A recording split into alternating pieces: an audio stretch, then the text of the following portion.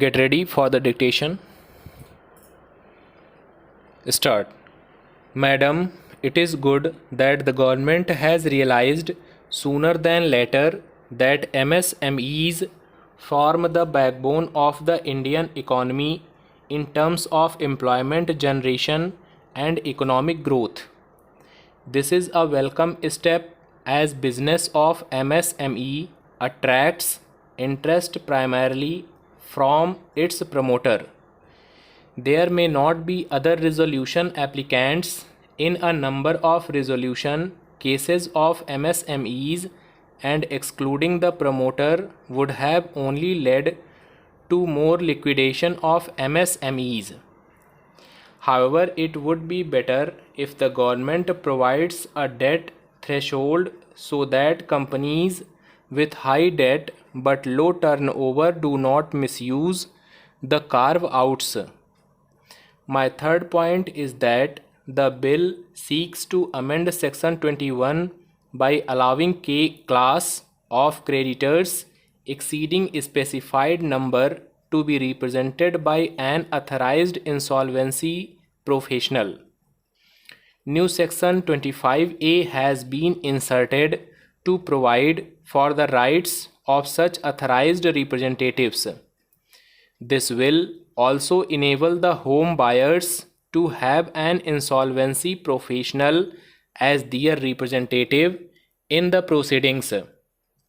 This is a welcome amendment as it will ensure that serious deliberations take place in committee meetings with adequate representations of all the affected parties, but without the attendant harshness if thousands of people gather to attend the meeting of committee of creditors. The bill amends Section 10 of the Code by providing for a special resolution for initiating corporate insolvency resolution process by corporate debtor itself.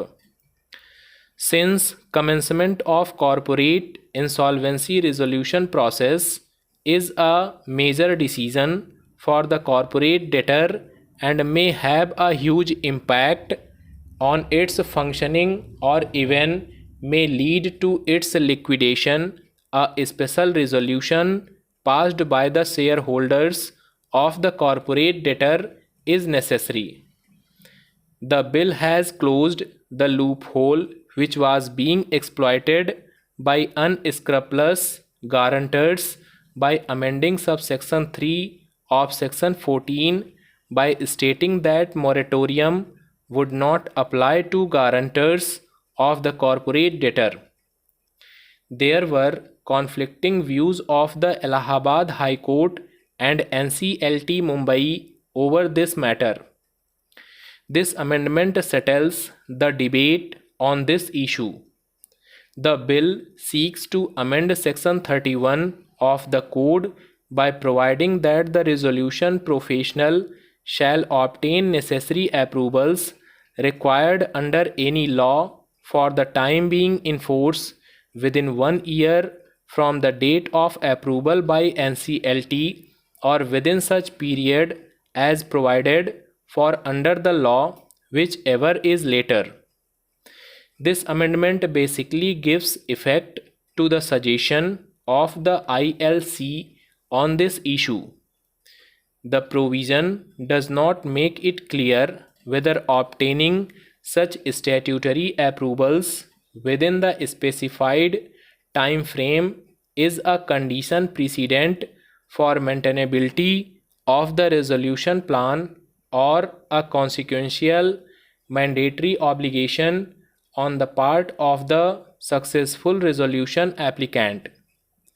What would happen if the resolution applicant fails to get regulatory approvals within the specified time frame? I would like to know whether the Honorable Minister would clarify this issue. The bill inserts Clause E to Section 17 of the Code to provide that the interim resolution professional shall be responsible for complying with the requirements under any law for the time being in force on behalf of the corporate debtor. The amendment incorporates the recommendation made by the committee by making the resolution professional responsible for the statutory compliances while managing the affairs of the corporate debtor. However, it must also be provided in the code that the said professional shall not be held liable for any acts done without his knowledge or connivance, and for acts which do not arise out of his conduct. Section 30 of the code has been amended to waive off the requirement of shareholders' approval required under the Companies Act 2013 or any other law for the time being in force for implementation of actions under the resolution plan. This amendment legislates the Ministry's clarificatory circular on this issue. I would urge upon the Honorable Minister to reconsider this proposal as it might have adverse impact on the rights of minority shareholders. Section 231 of the Code has been amended to provide for bar of jurisdiction of civil courts or authorities in matters under jurisdiction of the adjudicating authority and the Insolvency and Bankruptcy Board of India. It is a regulatory body having regulatory oversight over the insolvency professionals, insolvency professional agencies, insolvency professional entities, and information utilities. It is not a judicial body. It is a very strange that the government proposes to put the matters under this body beyond the jurisdiction of courts.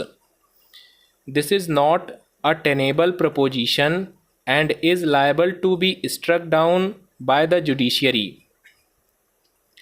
Therefore, I would propose the Honorable Minister to seriously reconsider this clause in the amendment bill.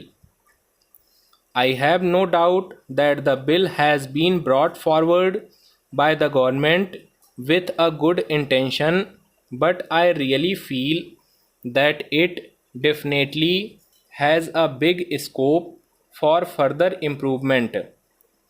It is the need of the hour, and I strongly feel that it will go a long way in improving the overall situation in the country. My party hopes that the government will sincerely look into all the issues raised by me and my other colleagues. Stop.